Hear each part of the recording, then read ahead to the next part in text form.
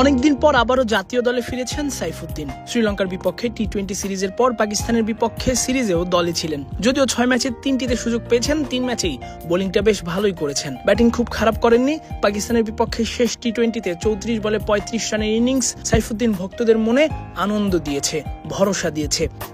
একজন pace bowling অলরাউন্ডারের চাহিদায় সাইফুদ্দিনের 4 উইকেটের সঙ্গে 46 রান খুব বড় কিছু না হলেও সুযোগ পেলে যে তিনি ভালো করবেন সেটাই আরও একবার প্রমাণ দিলেন। এতদিন পর হুট করে কিভাবেই বা সাইফের এই প্রত্যাবর্তন? পাকিস্তানের বিপক্ষে সিরিজ শেষে এক সাক্ষাৎকারে জানালেন, হুট করে লিটনের একটা ফোন পান। 1 মাস আগেও জাতীয় দলে খেলার স্বপ্ন না দেখা সাইফকে লিটন তার টি-20 দলের মেইন ক্রিকেটার আখ্যা দেন। এটাই সাইফকে অনেক অনুপ্রাণিত করেছে। এরপর 3 ম্যাচে সুযোগ পেয়ে তিনি নিয়েছেন 4 উইকেট আর ব্যাট হাতে করেছেন 46 রান। প্রথমত অবশ্যই ধন্যবাদ পাওয়ার যোগ্য লিটন কুমার দাস। আমার সাথে আমি অনেকদিন ধরে খেলেছি আবনির হয়ে।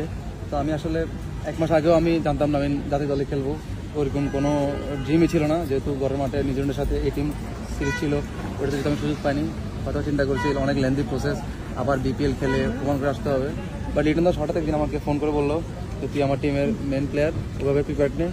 একটা ক্যাপ্টেন থেকে যখন এরকমভাবে শুনি তখন নিজের কাছে অনেক বুস্ট আপ করে নিজেকে অনেক কিছু চেঞ্জ করার চেষ্টা করেছি। একজন পেস বোলিং অলরাউন্ডার অধিনায়ক হওয়ার পর থেকেই খুঁজছিলেন লিটন।